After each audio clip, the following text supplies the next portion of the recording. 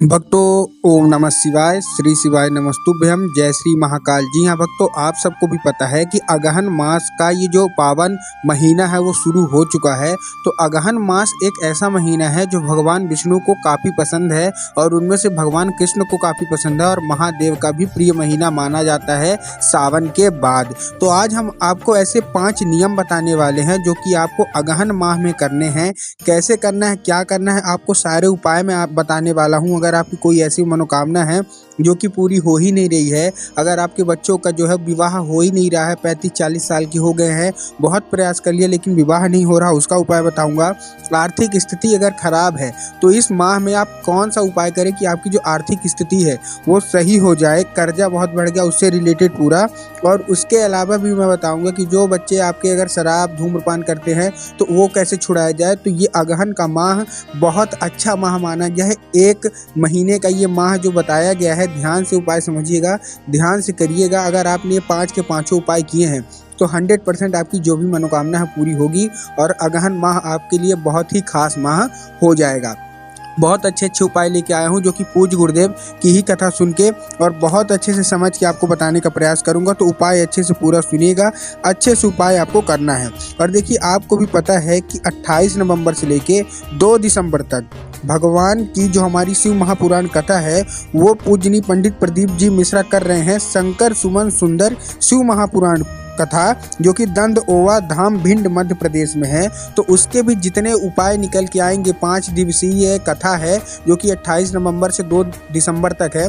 तो 5 दिवसीय जो ये शिव महापुराण कथा है उससे जो जो नए नए उपाय निकल के आएंगे तो आपको हमारे चैनल पे डे वाइज मिल जाएंगे। डे 1 डे 2 ऐसे करके डे 5 तक जो भी पूजनीय पंडित प्रदीप जी मिश्रा नए नए उपाय बताएंगे वो मैं पूरे आपको उपाय इसी चैनल पे दूंगा। तो अगर आप चैनल पे पहली बार आए हैं तो वीडियो को लाइक करके चैनल को सब्सक्राइब कर लें ताकि पूजनीय पंडित प्रदीप जी मिश्रा की आगामी जितनी भी कथा होंगी, जब तक प्रदीप जी मिश्रा कथा करेंगे तो रोज के रोज आपको नए नए उपाय सुनने को मिलेंगे और वो करके आप अपना जीवन धन्योधान बना सकते हैं। तो चलिए शुरू करते हैं कि उपाय कौन सा है।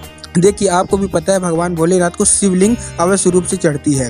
तो आज आपको मैं अगहन मास में आपको कैसे शिवलिंग चढ़ाना है, देखिए आज आपको मैं बताऊंगा कि अगहन माह में आपको कैसे आपको बेलपत्री चढ़ाना है। आपको भी पता है कि भगवान भोलेनाथ को बेलपत्र चढ़ती है, लेकिन उसका भी कुछ नियम पूजनीय पंडित प्रदीप जी मिश्रा ने बताए हैं जो कि अगहन मास में आपको करना है। तो देखिए करना कैसे, अगर ये उपाय किसके लिए है, अगर आपकी मनोकामना जो है वो पूरी नहीं हो रही, बहुत आपने प्रयास कर लिया लेकिन आपकी मनोकामना पूरी होने का नाम नहीं ले रही है, तो आपकी मनोकामना पूर्ति हेतु ये आपको बेलपत्री चढ़ाना। कैसे चढ़ाना, देखिए सबसे पहले आपको क्या करना है, आपको बेलपत्री लेनी है। अब बेलपत्री लेने में आपको एक चीज़ का ध्यान रखना है कि बेलपत्र कहीं से कटी फटी नहीं होनी चाहिए, खंडित नहीं होनी चाहिए, क्योंकि पूजनीय पंडित प्रदीप जी मिश्रा बताते हैं कि जैसे जितना सरल तरीके से भगवान भोलेनाथ प्रसन्न हो जाते हैं उतना जल्दी वो क्रोधित भी हो जाते हैं। तो आप खंडित बेलपत्र नहीं चढ़ाना है, ठीक ना। आपको भी पता है भगवान भोलेनाथ को भोग से मतलब नहीं, उनको बेलपत्री चढ़ा दीजिए, धतूरा चढ़ा दीजिए, उतने में ही खुश हो जाते हैं। आपको चढ़ाना है बेलपत्र। कैसे बेलपत्र, अपनी हाथ की कोई 3 उंगलियां, बाकी 2 उंगली टच नहीं होनी चाहिए। आपको क्या करना है, बेलपत्र तोड़ के ले जाइए, अच्छा बेलपत्र ले जाइए, मुरझाया हुआ मत ले जाइएगा, हरा ले जाइए और कहीं से खंडित बेलपत्र ना हो, इस चीज़ का ध्यान। उसके बाद आपको क्या करना है, अपनी जो उंगली है, जो आपके हाथ की उंगली है उसमें केवल 3 उंगली का प्रयोग करके, केवल 3 उंगली का प्रयोग करके, कोई सी भी होना चाहिए, केवल 3 उंगली का प्रयोग करके आपको उठाना है। 2 उंगली टच नहीं होनी चाहिए और उठा के अपना जो भी मनोकामना है वो रख देना है शिवलिंग के ऊपर और अपनी जो भी मनोकामना है मांग लेनी है। पूज्य गुरुदेव कहते हैं कि अगहन मास में जो कोई भी व्यक्ति, या तो पुरुष हो या महिला, अपनी 3 उंगली का प्रयोग करके एक बेलपत्र भगवान महादेव को अर्पित करता है और अपनी जो भी मनोकामना मांगता है उसकी सारी मनोकामना भगवान भोलेनाथ अगहन माह में ही पूरी कर देते हैं। तो ये था हमारा पहला उपाय जो कि आपको मनोकामना पूर्ति के लिए है।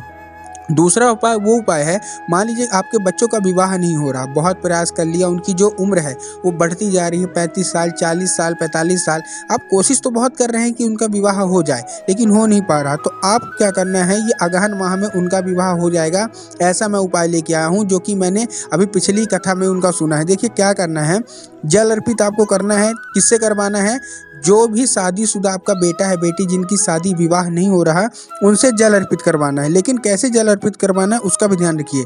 आपको क्या करना है, 1 लोटा जल आपको घर से लेके जाना है। अब इस चीज़ का आपको ध्यान देना है कि घर से ले जाने का मतलब घर से ही ले जाना है।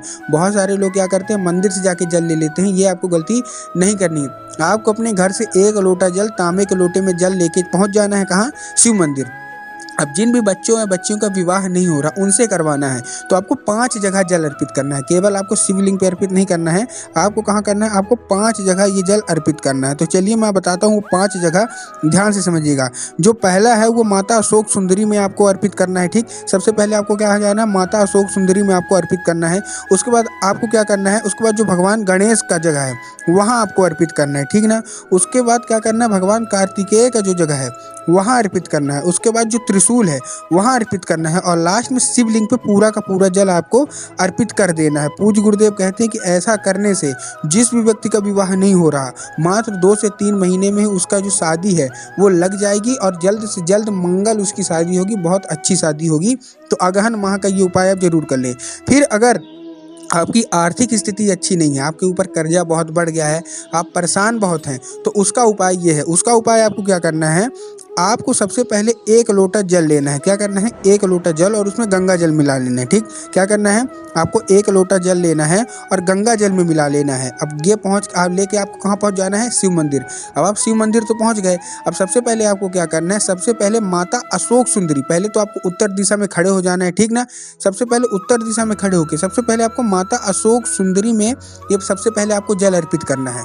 जब माता अशोक सुंदरी में आप जल अर्पित कर देंगे उसके बाद भगवान शिव के ऊपर आपको जल अर्पित करना है और अपनी जो भी मनोकामना है मांगनी है।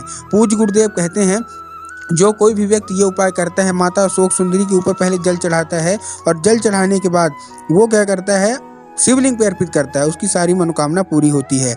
अगला जो उपाय है, आपको घर मकान, जो आप भी चाहते होंगे, जितने भी लोग हैं कि हमारा स्वयं का मकान हो लेकिन उनका मकान बन नहीं पा रहा है, तो मकान बनाने का एक बहुत ही बड़ा उपाय मैं आपको बताने वाला हूँ। क्या करना है, ध्यान से समझिएगा। आपको लेना है 5 बेलपत्र, ठीक ना। ये उपाय के मात्र 2 से 3 महीने बाद ही आपका जो घर बनाने का विचार है वो और बढ़ेगा और घर बनाने में उन्नति और बढ़ेगी। आपको क्या करना है, आपको लेना है 5 बेलपत्र। अब बेलपत्र मैं फिर से बता रहा हूँ कि बेलपत्र कहीं से कटे फटे टूटे नहीं होने चाहिए। आपने ले लिया बेलपत्र 5 के 5।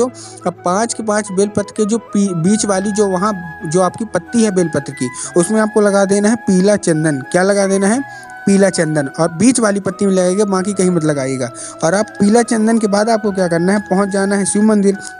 अब शिव मंदिर में आपको एक नाम लेके चढ़ाना है। ये ऐसे आपको नहीं चढ़ा के चले आना, आपको एक नाम लेना है। भगवान महादेव का एक बहुत ही सुंदर सा नाम है। क्या नाम है, विश्वकर्मेश्वर महादेव। क्या, विश्वकर्मेश्वर। जैसे आपने विश्वकर्मा का नाम सुना होगा, जो कि घर बनाने का, जो घर निर्माण का है, उन्हीं के लिए देवता माने गए हैं। सोने की लंका भी उन्होंने बनाई थी, द्वारिकाधीश का जो भवन था वो भी उन्होंने बनाया था।